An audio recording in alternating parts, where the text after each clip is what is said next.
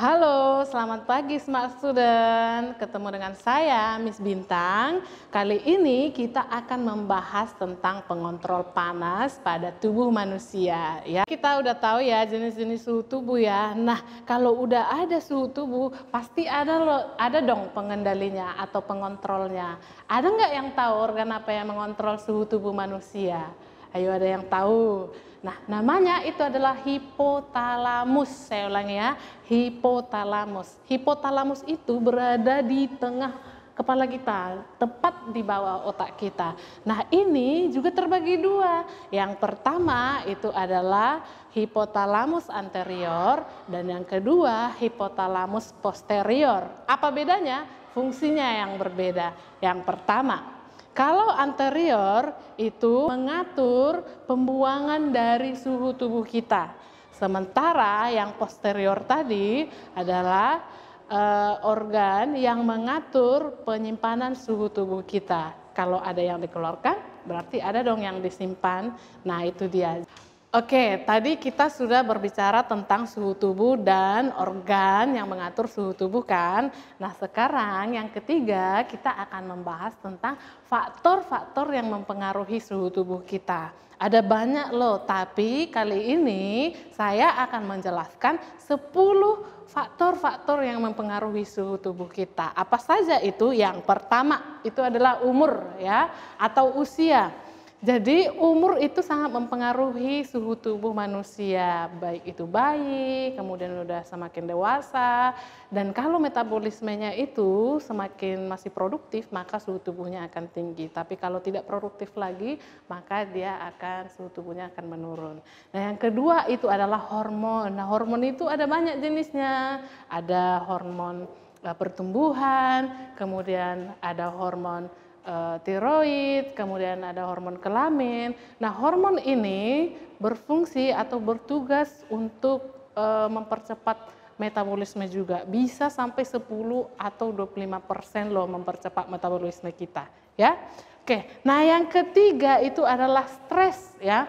Pernah nggak kalian merasakan kalau stres itu berkeringat, tangan berkeringat?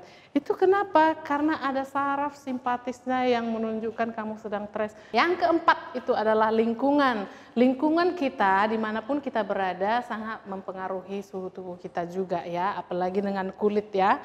Kalau misalkan udaranya dingin berarti tubuh kita juga akan mengikuti atau menyesuaikan dengan lingkungan. Kalau udaranya juga panas, maka suhu tubuh kita juga akan menyesuaikan juga. Nah, jadi udah 4 ya. Yang kelima itu adalah waktu. Jadi waktu itu sangat mempengaruhi juga untuk pengaturan suhu tubuh kita. Nah, suhu tubuh manusia yang paling terendah itu biasanya adalah awal pagi. Sementara kalau suhu tubuh manusia yang paling tinggi itu terjadi pada awal malam. Nah, di awal malam itu suhu tubuh kita yang lebih tinggi. Yang keenam itu adalah penyakit ya. Penyakit bisa terjadi pada beberapa orang kalau ini mengganggu organ hipotalamus tadi. Kalau organ itu terganggu, maka pengaturan suhu tubuh juga akan terganggu. Yang kedua, kalau ada kelainan kulit kita, misalkan kelenjar kulitnya sedikit, nah ini juga sangat kelenjar keringat tadi ya, ini akan mempengaruhi pengaturan suhu tubuh kita juga. Nah, yang ketujuh itu adalah kecepatan metabolisme. Nah, setiap individu berbeda kecepatan metabolismenya, ya. Jadi berbeda juga dong suhu tubuhnya. Yang kedelapan itu adalah peradangan atau demam. Kalau sudah ada peradangan atau demam, pasti kita akan keringat, banyak mengeluarkan keringat. Itu kenapa? Tubuh kita meningkatkan metabolisme. Jadi metabolisme kita meningkat bisa 120% dari biasanya ya. Tapi kalau peningkatannya 10 derajat Celcius ya. Jadi kalau metabolismenya tinggi, maka suhu kita juga akan tinggi pula ya. Yang kesembilan itu adalah aktivitas atau latihan fisik.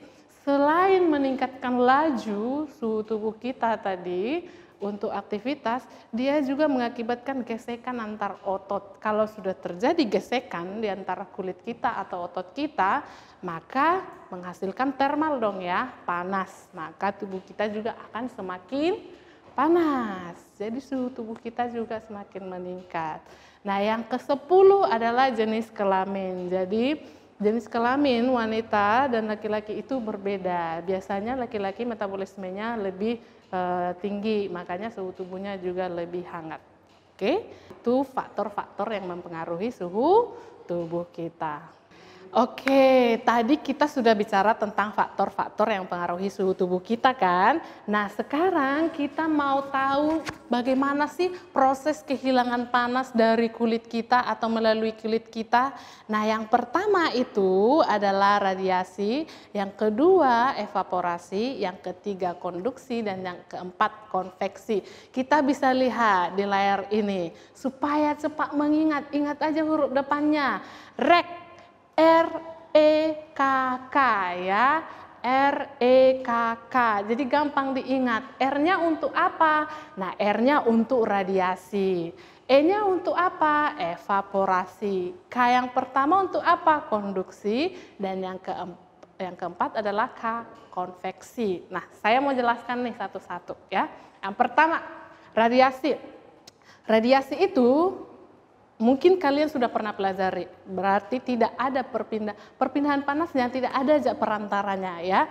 Jadi tubuh kita ini sebenarnya, seluruh tubuh kita ini mengeluarkan sinar inframerah, panas inframerah atau gelombang inframerah ya.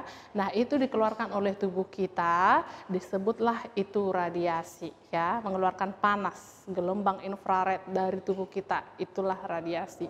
Nah, yang kedua adalah evaporasi. Evaporasi berasal dari kata evaporate ya, artinya penguapan. Nah, menguap itu berarti terjadi perpindahan atau perubahan wujud. Nah, evaporasi dari cairan menjadi uap ya, atau cairan menjadi gas. Nah, kebanyakan evaporasi ini terjadi kalau kita berkeringat ya, berkeringat. Jadi kan kita mengeluarkan cairan. Nah, cairan ini nanti akan menguap jika mengenai panas ya. Tapi jangan salah, evaporasi tidak hanya terjadi saat kita berkeringat. Jadi tubuh kita ini juga mengandung cairan, selalu terjadi difusi. Nah, walaupun kita tidak berkeringat, kita tetap mengalami evaporasi. Jadi dia tetap berevaporasi ya, biarpun tidak berkeringat. Oke. Nah, yang ketiga itu adalah konduksi.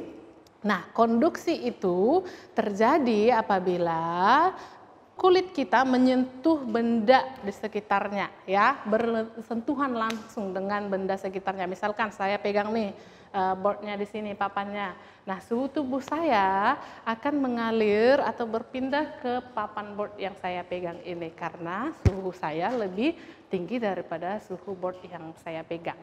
Nah, begitu juga dengan benda-benda lain yang kita pegang, maka terjadilah proses atau mekanisme secara konduksi. Nah, yang keempat, apa sih bedanya konduksi dengan konveksi?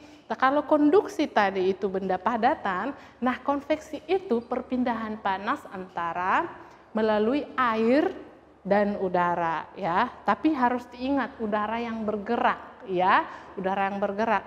Misalkan kita kepanasan nih di ruangan, aduh gimana ya supaya menyeimbangkan suhu tubuh kita supaya lebih dingin?